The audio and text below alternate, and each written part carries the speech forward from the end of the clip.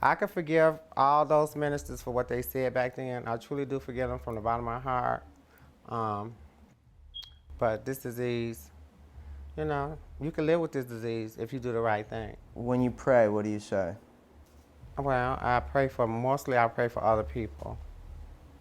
And I pray to God for keeping me sober another day and thanking Him for His many blessings and to order my steps. His will be done. His will, not my will, be done. Compassion and education, as we know, both are essential to the gospel call to respond to those infected with and those affected by HIV/AIDS. Compassion is deep love for persons with HIV/AIDS, and education is the means to help dispel the fear, ignorance, and isolation which still surround the disease and prevent people from being compassionate, from being truly loving. What are some of the Christian ethical issues that you see? Well, basically, it's the whole rejection that many people give to those who have this disease. And it runs counter to the gospel of Christ. I mean, this is a Christ that we worship, who we believe in, who embraced the leper, who embraced the prostitute, who embraced those who are outcast and marginalized. And to hear Christians using the name of God to reject those who carry a disease that they don't understand, to me is simply, it's a blasphemy of God's name. Everybody is infected and affected by this disease. And if the church can create that safe space, I think we've done a tremendous amount then to combating some of the ignorance and stigma that's around it. We can be free of judgment, accepting unconditionally individuals as a person, and emphasize that all life is sacred, not just the lives we deem are sacred because they fit into our little box. Jesus never asked people, how did you get your disease? He didn't, when the woman was hemorrhaging in the gospel, he didn't ask, well, how did you do that? I mean, Jesus just reached out in compassion to all who were in need. If you were in need, he was present to them. He didn't ask, how did you get this? So Jesus doesn't ask, well, were you a baby when you got HIV? Did your husband infect you to get HIV? Did you get it through having sex with men? Jesus didn't worry about that.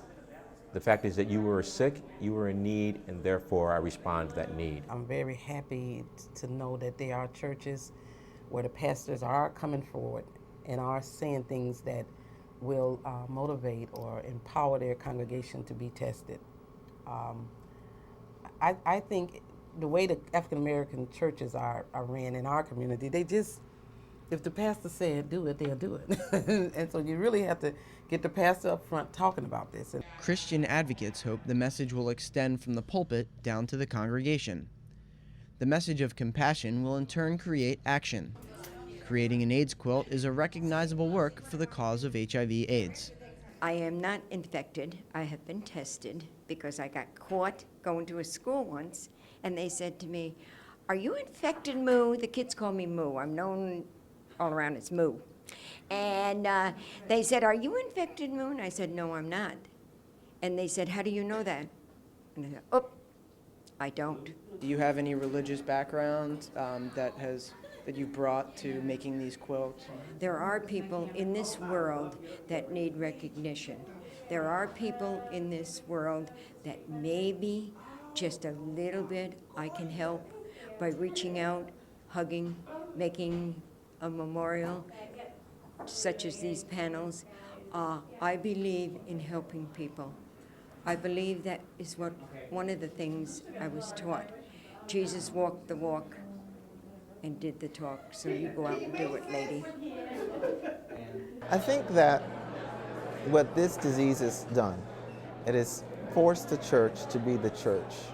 And I think the way the church responds to HIV will be the deciding factor, and if the church is a Bible institution.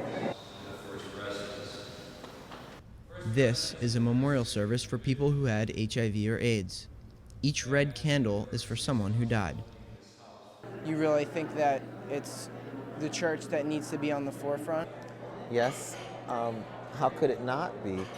I believe this is the largest pandemic the world has ever seen. And so it will take the church to help respond to this. In fact, the church should take the lead in the response.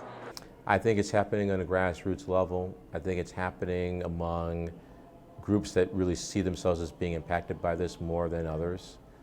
We have a long way to go, frankly. We got a long way to go. We believe the lives of human beings need to be a priority, that saving the lives of those of us who are living with AIDS here and in the rest of the world is important. And shout out against the tyranny in this country even today, man. Because people are still dying from the disease and there's no need. And you'll hear many a story of a person who is HIV and positive, they were laying on their deathbed, like Lazarus, raising from the grave. If 600 people a day were dying, as I said, in the country of South Africa, if 600 people a day were dying in the country of France, wouldn't we be airdropping medication 24/7?